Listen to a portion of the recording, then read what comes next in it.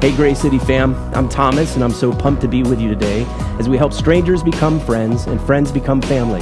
Today we wrap up our series Peaks and Valleys and learn more about how God meets us right where we are. If this is your first time with us today, welcome. We're glad that you've joined us. If you'd like to learn more about how to connect, just click the link below. We'd love to get to know you better. Also, we're getting ready for our comeback here at Grace City. We should have more details for you this week. Download our app and follow us on Facebook and Instagram to get all the deets. All right, let's prepare our hearts and minds for worship as we learn to live and love like Jesus.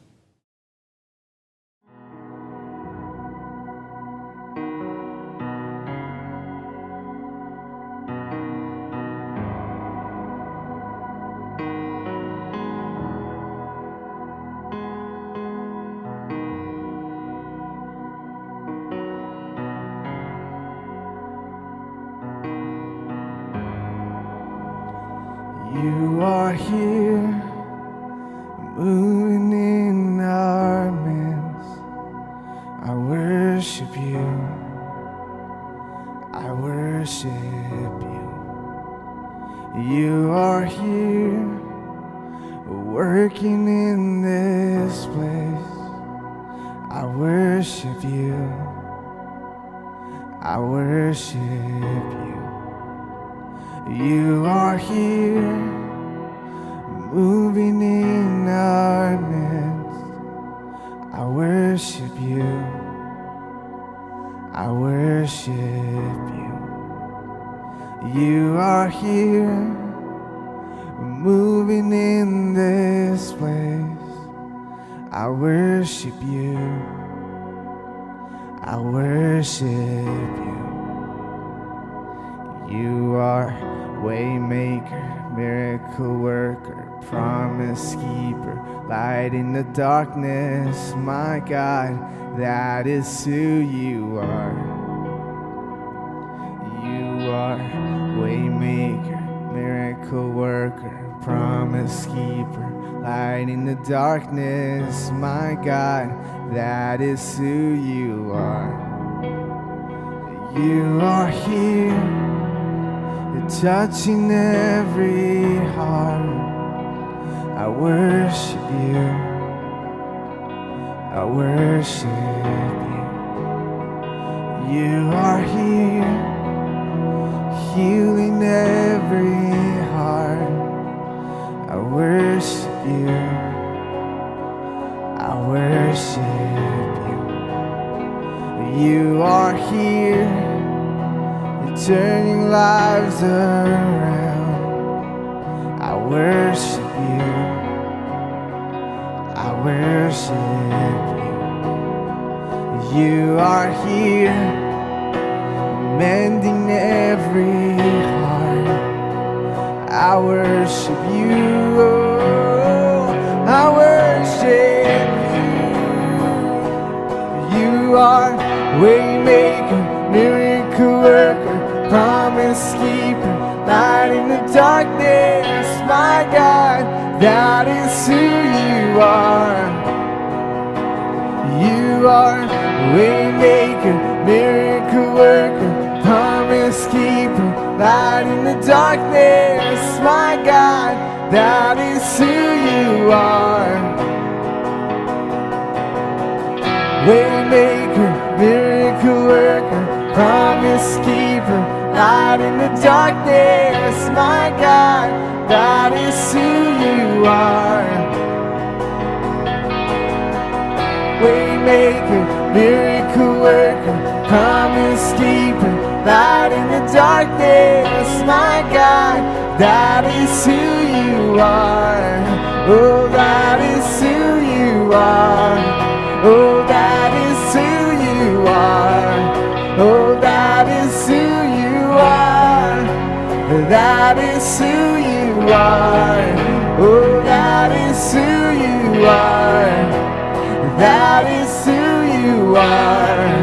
Oh, that is who you are. That is who you are.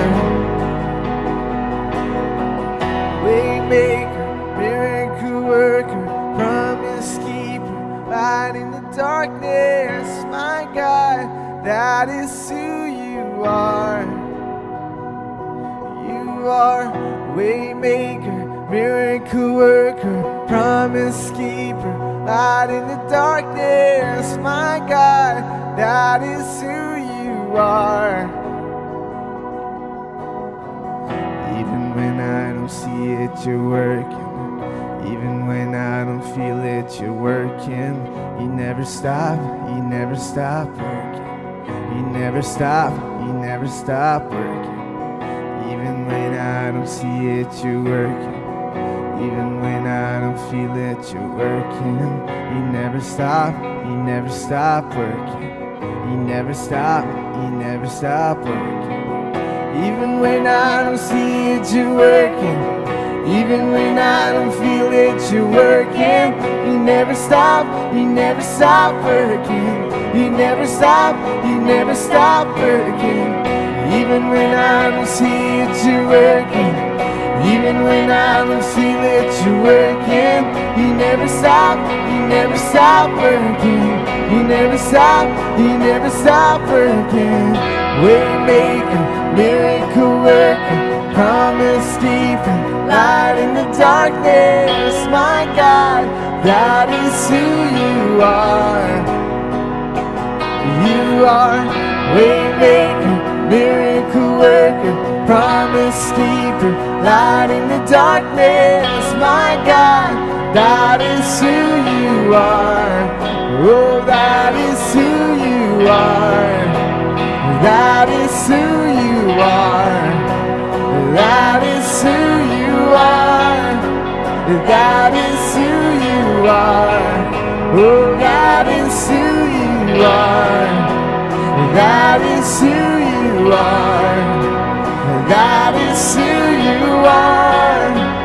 That is who you are. Waymaker, miracle worker, promise keeper, light in the darkness, my God, that is who you are. Waymaker, miracle worker, promise keeper, light in the darkness, my God, that is who you are.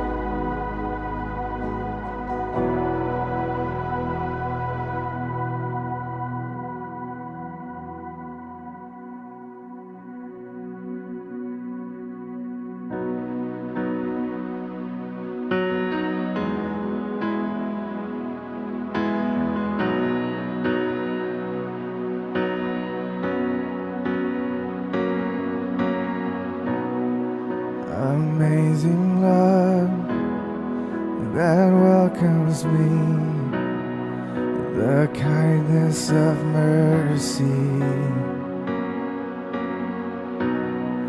that bought with blood wholeheartedly my soul undeserving. God, you're so good. Oh God, you're so good. God, you're so good. You're so good to me. Behold the cross, age to age, and hour by hour. The dead are raised, this sinner saved, the work of your power. Oh God, you're so good. Oh God, you're so good. Oh God, you're so good. You're so good to me. Oh God, you're so good. Oh God, you're so good.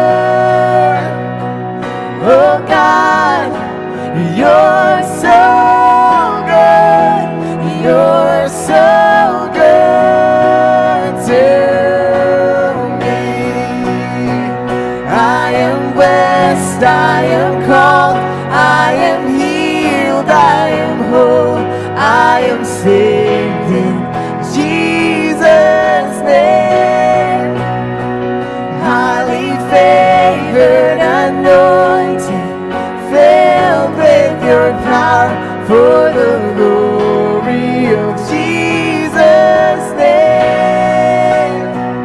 I am blessed, I am called, I am healed, I am whole, I am saved in Jesus' name. Highly favored, anointed, filled with your power for the glory of Jesus' name.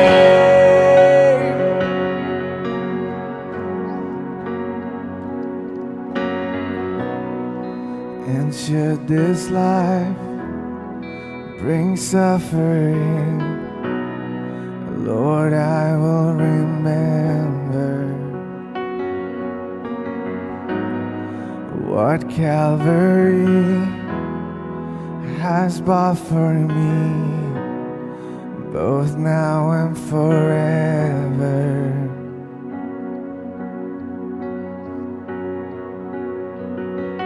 God, you're so good. Oh God, you're so good. Oh God, you're so good. You're so good to me. Oh God, you're so good. Oh God, you're so good. Oh God, you're so good. You're so good to me. I am blessed, I am called, I am healed, I am whole, I am saved in Jesus' name. Highly favored, anointed, filled with your power for the glory of Jesus' name. I am blessed, I am called, I am healed, I am whole, I am saved in Jesus' name. Highly favored, anointed, filled with your power for the glory of Jesus' name.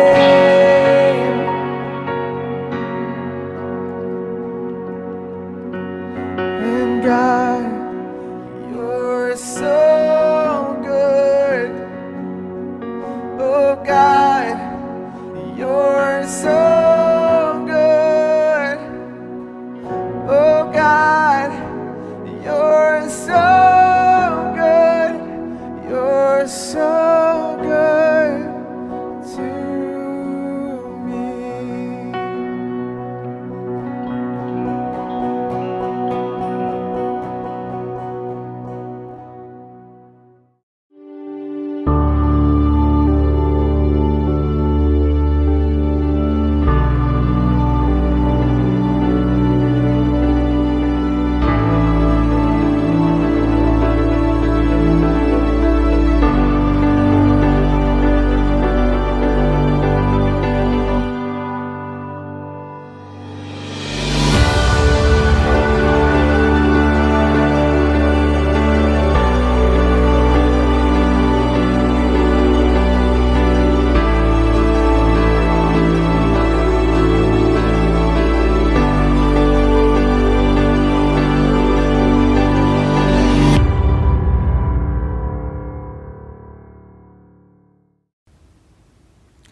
Well, good morning, Grace City family. It is so great to have you with us this morning. I got to tell you, I'm really excited because we are getting closer and closer to when we can meet together again in person, and I can't wait. And I don't know how you've been with reintegrating into some sense of normalcy and testing out the waters of getting back out there. But for my family, one of the first things we did was to go out to the park. We took the kids, Stephanie and I threw the kids in the car and loaded up and just went and enjoyed God's creation out in the park. It seemed like a good idea, right? Because it's open air and there's plenty of space to spread out. And we just had ourselves a great time with the kids. We brought the scooters and let them go around, and airplanes, we were flying in the air. And we brought my little Rye guy, his tricycle with us. Ryan's 3, and he's got this amazing blue tricycle that somebody let us have a while back, and he just loves this thing. He gets on it, and he scoots his little bum around. He doesn't use the pedals, though. For him, that's too much. He just sits on it and just kind of scoots and nudges himself around really fast. But he has such a good time on this tricycle. And so there we are out enjoying the sunset, enjoying the beautiful weather, and just spending time together as family. And as we're out there, a couple other guys enter the scene, these 2 guys, and they've got their BMX bikes, and they are out there, and these guys know what they're doing. And they're popping wheelies and doing headstands and spinning and standing on top and doing jumps and getting it up there in the air. And Ryan just stops and is completely mesmerized by this whole thing. He's just watching and totally taking it in, these guys that are helping him see his tricycle in a whole new way. He's just watching, and then Steph and I are watching him watch them and just seeing the look on his face, and we start smiling. That's really cute that he's just watching these guys. And then this crazy thing happens. He starts scooting again on his little tricycle. And then I thought, man, did he just like trip or something? I heard a little rustle. What was that? And then it took me a second to realize what was going on. It kept happening over and over. He was doing tricks on his tricycle. He was trying to pop wheelies, and he was jumping. He was actually getting the thing up in the air a little bit, over and over as he watched these guys, and now he's doing the same thing. And these guys are so proud. They're smiling because this little kid's just copying him.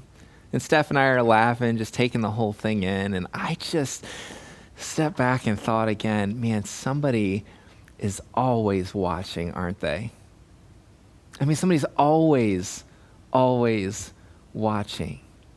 And the truth is, though, sometimes we don't always want somebody to be watching. I mean, I had flashbacks thinking back when I was a kid on my bike, and the one and only time I attempted a bike stunt.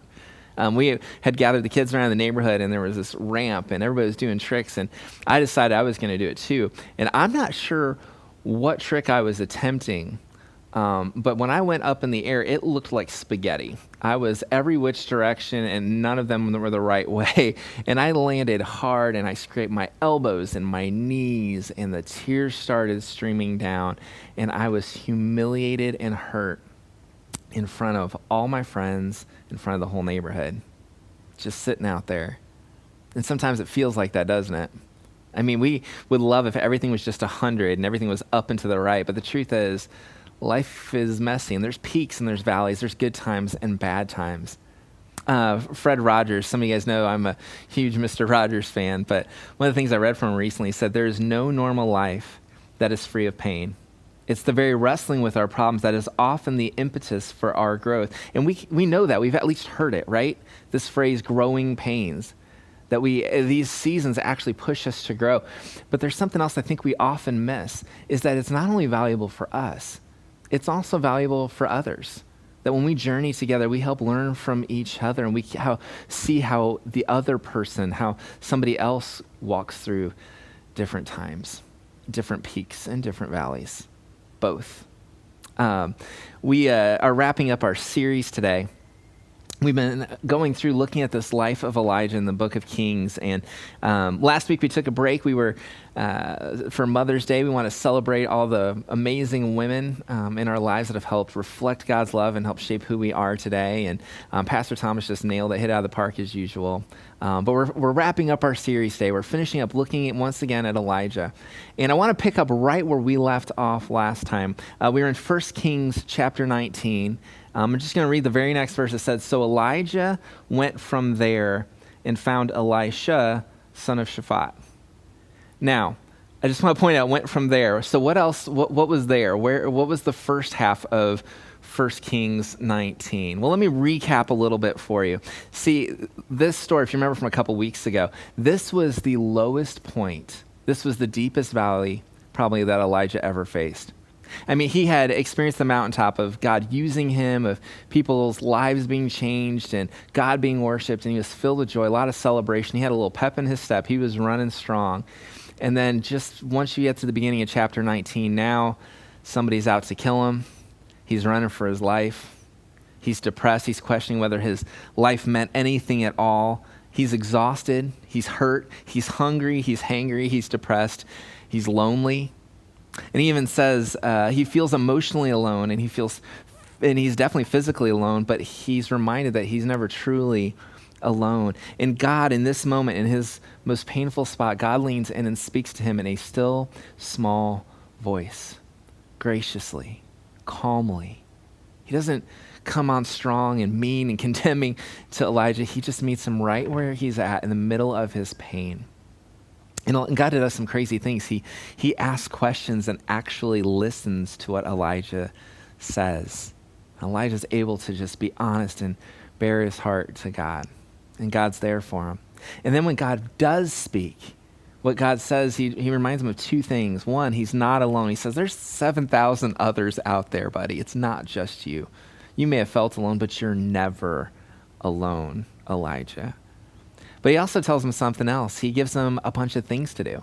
He tells him, hey, I want you to go anoint this king, and I want you to go anoint that king, and I also want you to go and after this guy, Elisha, and he's going to be coming along with you. And Elijah says, wait, who? Elisha is like, that's my name. No, you're Elijah. That's Elisha. Oh, okay. Well, he's got a nice name. Yeah, I know. We get it, Elijah. Well, wait, I'm going to go after, yeah, you're going to go after him. And immediately the next thing you get in the story is he's going after Elisha. There's something interesting that happens, that part of Elijah's healing here is to shift his focus. See, God listens to him, but then he moves him in a new direction with a new task. I was reading from the American Journal of Psychology, the study of people struggling with depression and anxiety. And those are things that I faced at different times through different seasons. And I know many of you have as well.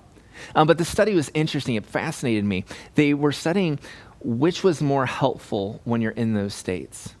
And they put two groups of people. One was focused on self-image goals, and one was focused on compassionate goals. Self-image goals being like reminding yourself and seeing the value of who you are, boosting your own self-esteem.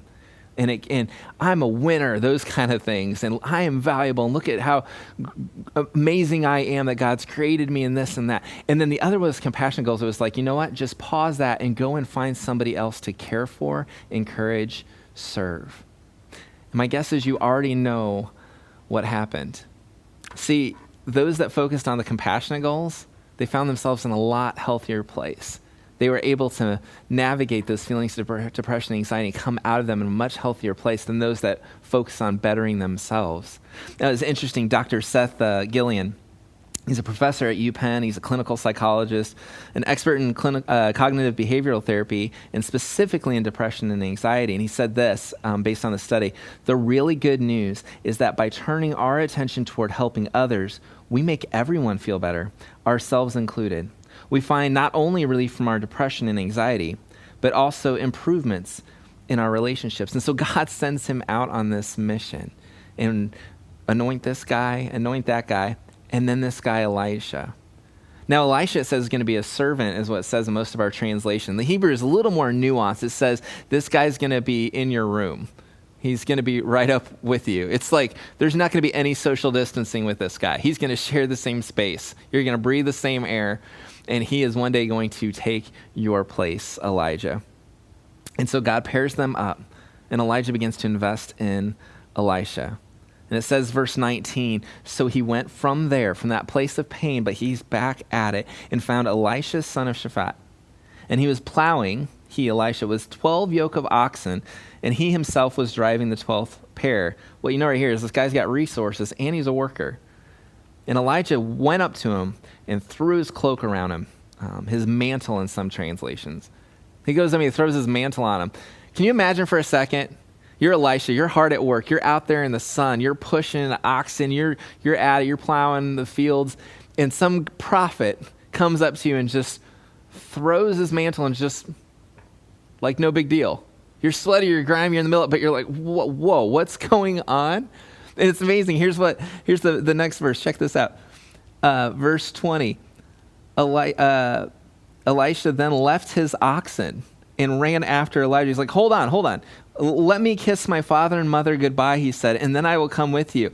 And Elijah replies, go back. What have I done to you? I mean, he plays coy here.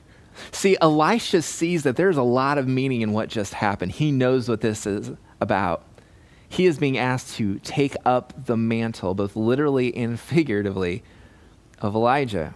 It's where we actually get the phrase today of taking up someone's mantle. And Elisha sees this significance in this. So verse 21, Elisha sort of does what he says. He says, so Elisha left him and went back.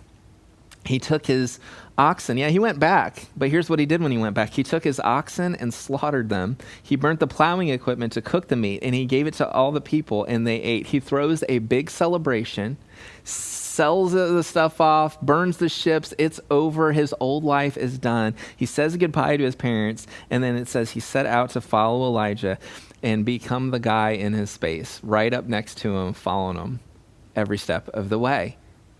I mean, Elisha, here is saying goodbye to his job, his stuff, his relationship, his security, his home, his identity, anything familiar. He says goodbye to all of it because he sees what's happening.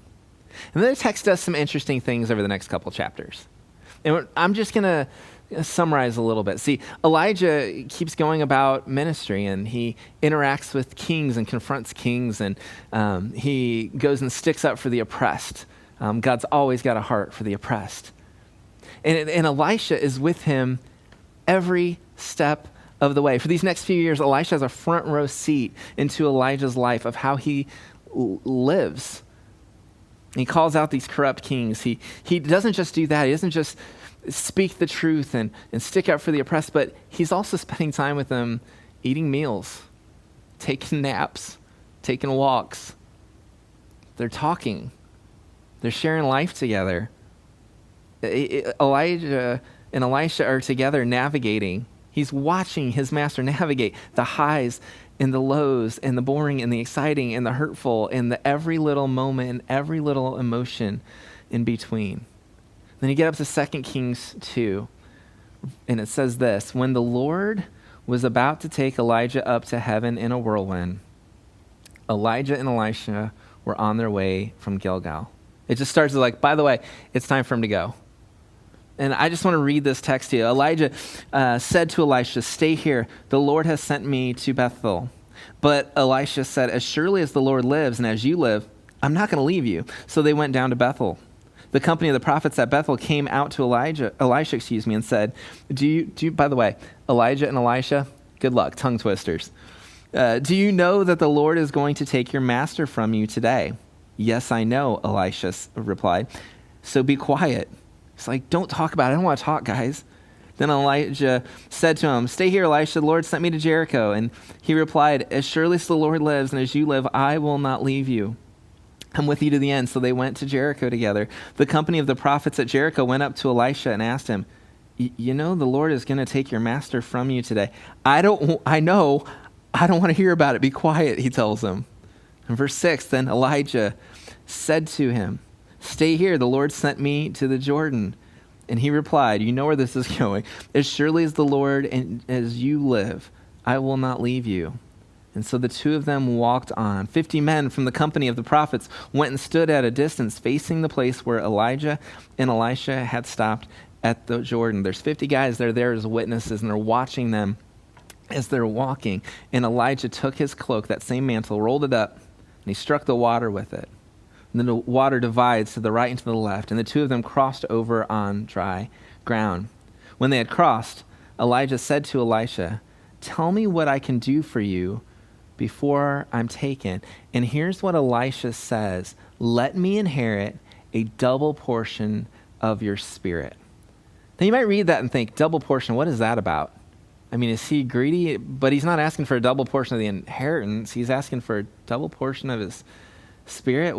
What's going on here? Here's what you have to know. In those several chapters, in those years that have passed, Elijah and Elisha have grown together. Their relationship has grown. The phrase is repeated over and over, and it's not quite as obvious in our English translation, but the Hebrew is really obvious. The same phrase is repeated over and over. The two of them, the two of them, the two of them, the two of them. They're just always there together. I mean, Elisha becomes to Elijah like Robin to his Batman, or like Short Round to his Indiana Jones, or Barney to his Fred, or Donkey to his Shrek. Donkey! Or Chewie to his Han Solo. You had to know a Star Wars reference was coming, right? I mean, he's just with them. Anytime you found one, you found the other. So there's this double portion, but there's something even deeper yet. See, a double portion was what a father would give their son. I mean, Elisha was the son of Shaphat, sure, but he's also become sort of a son to Elijah. It says in Deuteronomy 21:7 that the firstborn, the first son, gets a double inheritance because they're responsible for taking care of the rest of the family. It's this position of pride that was in this culture. And Elisha's saying, man, I want to be like your firstborn son in the faith. I want to be your guy. And here's what it says, 2 Kings 2:10. You have asked a difficult thing. This isn't just a small thing. It's not like just, can I have the car?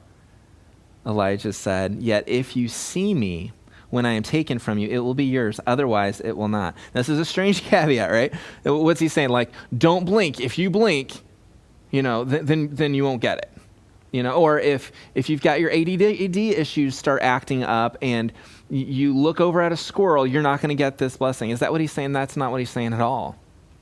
What he's saying is something actually way deeper. That's not what he's talking about.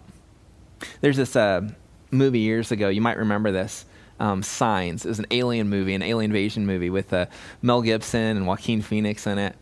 And the aliens are coming, and the main character, Mel Gibson's character, is this priest who has lost his faith.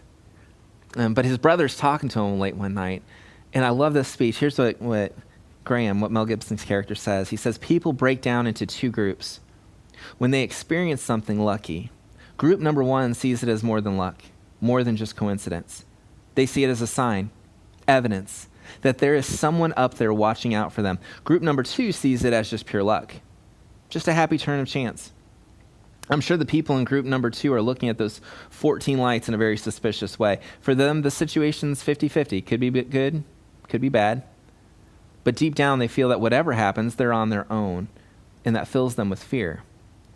Yeah, there are those people, but there's a whole lot of people in group number one, and when they see those 14 lights, they're looking at a miracle. And deep down, they feel that whatever's going to happen, there will be someone there to help them. And that fills them with hope. See, what you have to ask yourself is, what kind of person are you? Are you the kind that sees signs, that sees miracles, or do you believe that people just get lucky? It's a good question. This seeing that's happening in this passage, it's more than just physical eyesight. And it's what Jesus in the New Testament talk about over and over. It's when Jesus heals a blind man, it's not just about healing a blind man, it's a picture of whether or not we see him. He's always saying things like, you guys see, but you don't really see. He's talking about opening their eyes. How do you guys keep missing it over and over? Elijah says, yes, you can experience the full measure of my spirit and the blessing that comes with it, but only if you have learned to see what most people don't see. When you can learn to see what's invisible, what physical eyes don't see. It's the capacity to look beyond the seen to the unseen world. David Roper, in his book, Elijah, A Man Like Us, says this: faith is simpler and grander than we believe. We tend to think of it as psyching ourselves into accepting improbable facts that are hard. You might think that that's what faith is. I just got to find a way to muster up enough strength to try to accept weird facts. No, that's not what it is. Beyond authentic faith is something else entirely. He says it is the capacity to look beyond the seen to the unseen world of reality, the invisible God is at work. It's being able to see beyond this to know that God's at work in all of this. And what do you mean see differently?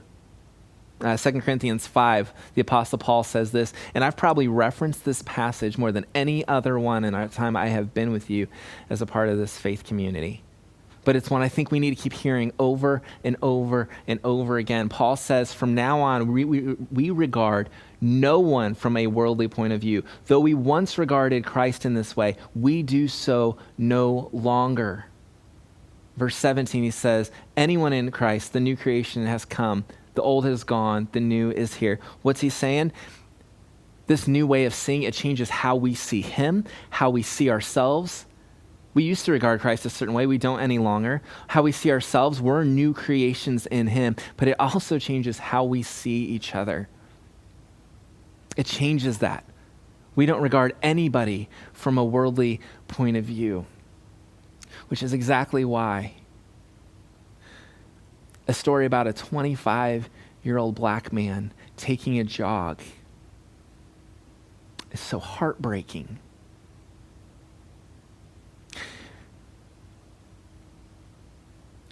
Because we still don't see each other the right way.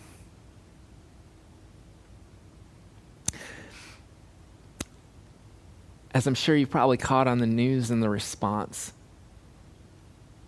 Ahmaud Arbery was out just taking a jog in a neighborhood, and two guys saw a young black guy running and decided to load up with guns, a shotgun, brandishing weapons in their truck, intersect him, and shot him. The claims that about a burglary started to fall through. The self-defense is a little bit hard to swallow, especially when you watch this video. How we see each other. In the wake of it, I actually hadn't caught the whole story, but I saw a post my wife had sent me from a former student, a junior high student from back in New Jersey when we were in youth ministry together. Her name's Amanda, and she was sharing about her own journey with being able to see people differently than she used to, of learning to understand. And she was talking, she said one time, with her friend Laura, about bragging about how she had been pulled over 5 times for speeding, going 20 some miles an hour over the speed limit, not having a correct address, taillight missing license, I think was one of the times, and never even gotten a written ticket. Never even gotten a written warning. She's like, maybe it was just because I'm so cute. And her friend Laura said, or maybe it's just because you're a young white girl. She said it shattered her inside to realize that if she looked like that instead, probably wouldn't have been met with so much grace. How we see each other matters. It matters.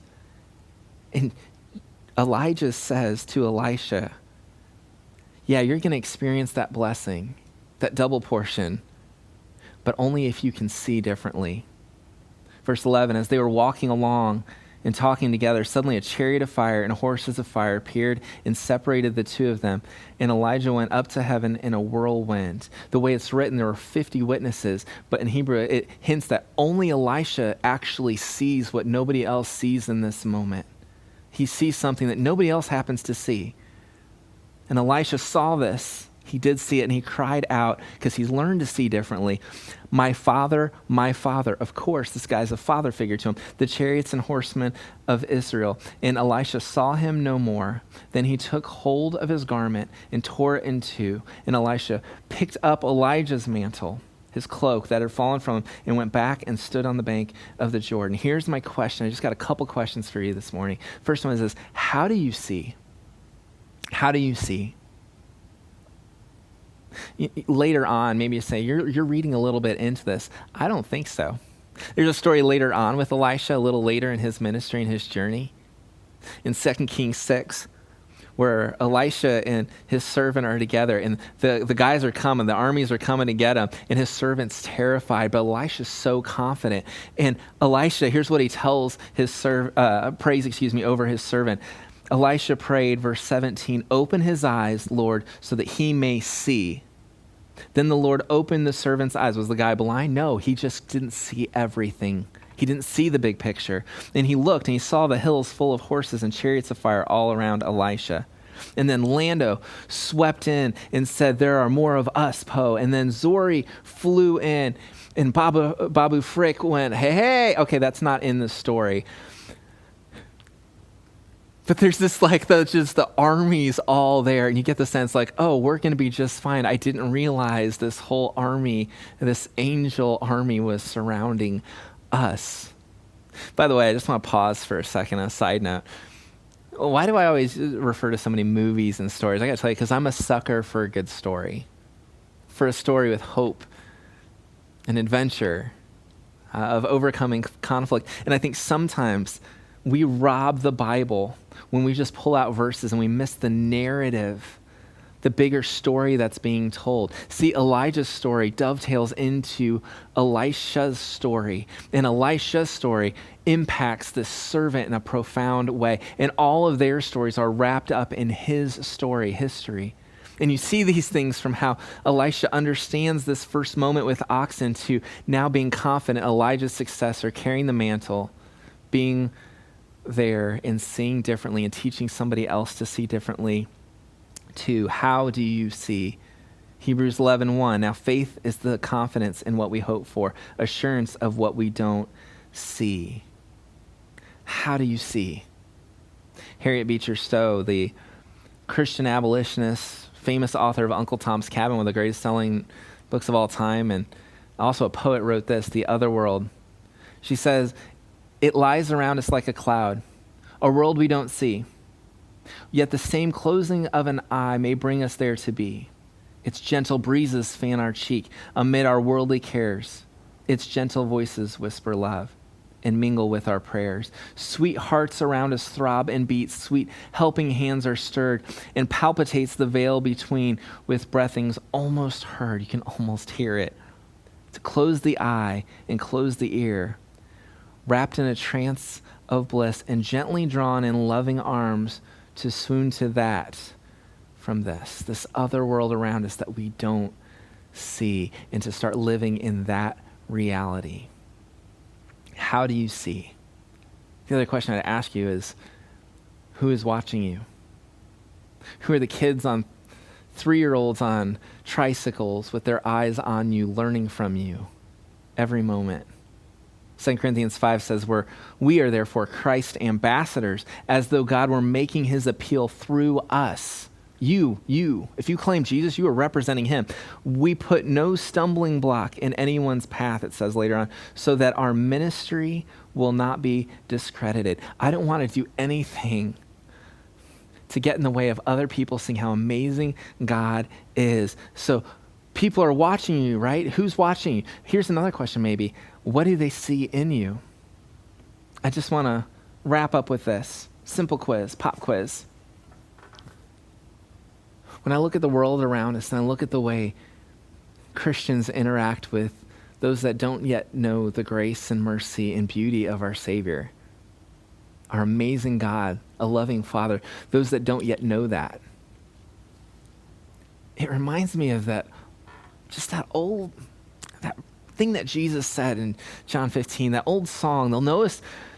They'll know that we're Christians by our, here's the pop quiz, what's the right answer? And they'll know that we're Christians by our right answers. They'll know that we're Christians by our unkind memes, by our name calling, by winning arguments, being an internet troll, by divisive talk. Or is that they'll know that they're Christians, that we are Christians by something else?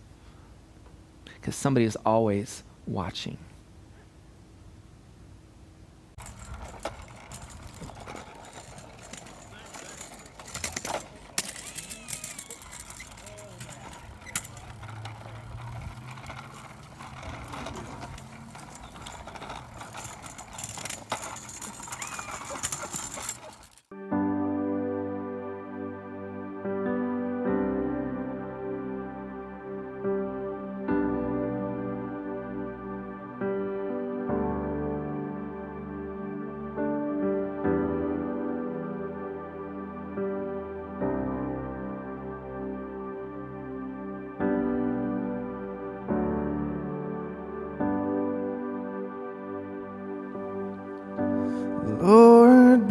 bless you and keep you.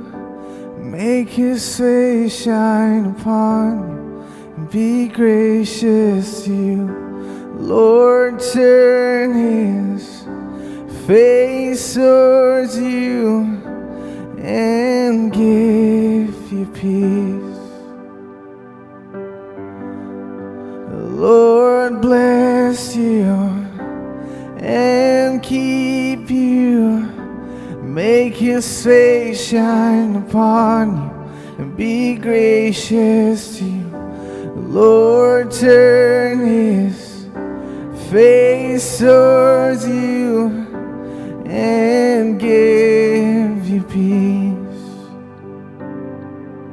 Amen. Amen. Amen. Amen.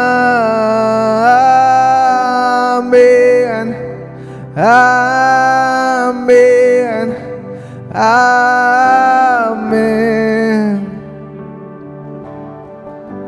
Lord, bless you and keep you.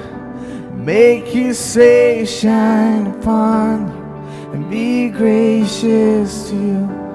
Lord, turn his face toward you and give you peace.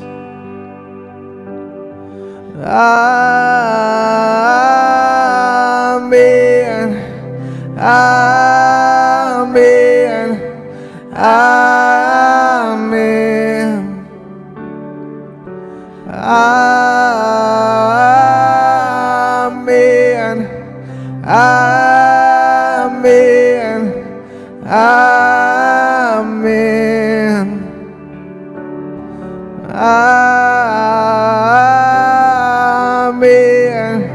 Amen. Amen. Amen.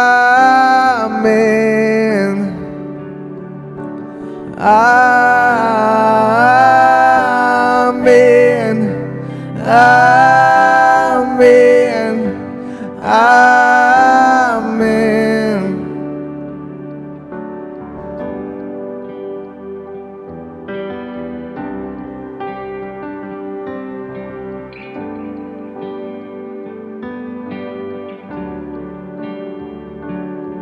May his favor be upon you and 1,000 generations, and your family, and your children, and their children, and their children. May his favor be upon you and 1,000 generations, and your family, and your children, and their children, and their children. May his favor be upon you and 1,000 generations, and your family, and your children, and their children, and their children.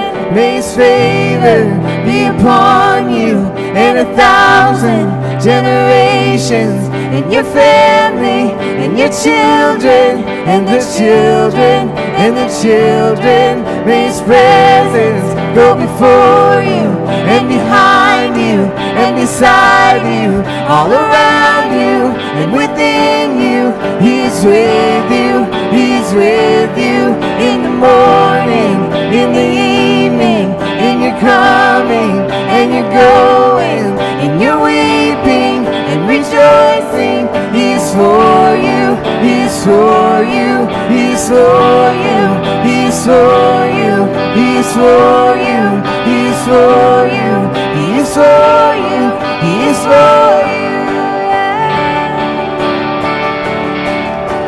And amen, amen, amen, amen,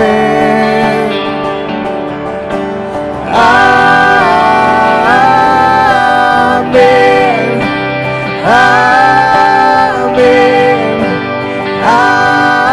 amen. May his favor be upon you and 1,000 generations, and your family, and your children, and the children, and the children. May His presence go before you, and behind you, and beside you, all around you, and within you. He's with you, He's with you in the morning, in the evening, in your coming, in your going, in your weeping and rejoicing. He's for you, He's for you, He's for you, He's for you, He's for you, He's for you, He's for you, He's for you. And amen, amen, amen, amen,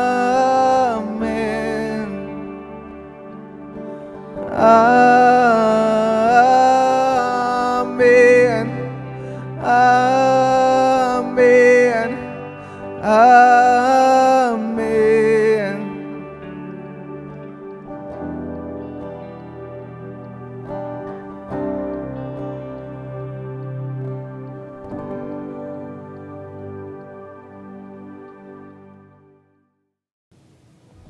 You can't run away or hide from the love of Jesus. Even when we think it's too far gone or we're not worth it, Jesus calls us worthy. Now, whether you've been part of the family for years or this is your first time with us, we'd love to help you take your next best step. Just click on the connect link in the comments below and we'll be sure to reach out to you. You can also stay connected with us throughout the week on Facebook, Instagram, or our website at wearegrace.city. We've been grateful for your continued generosity while we wait to be back together in our new location soon. If you're already part of the family, you can continue to give online at our giving link below. Thanks for joining us today. And remember, Grace lives here.